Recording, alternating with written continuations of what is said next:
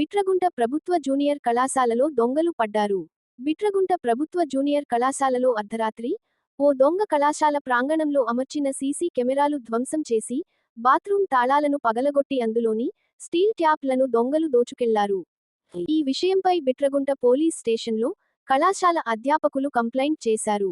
ఇలాంటి ఘటనలు జరగడం దారుణమని విద్యార్థుల తల్లిదండ్రులు ఆవేదన వ్యక్తం చేశారు. పోలీస్ అధికారులు ఇలాంటి ఘటనలు పునరావృతం కాకుండా చర్యలు తీసుకోవాలని విద్యార్థులు కోరారు.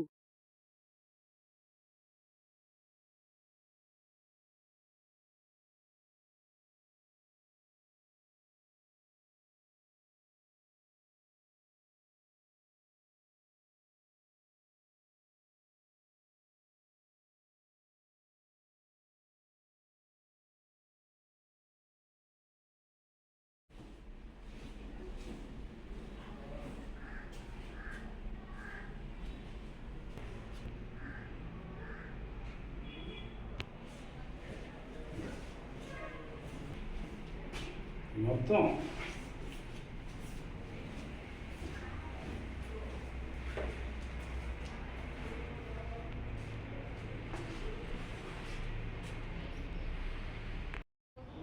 ఇది వరండా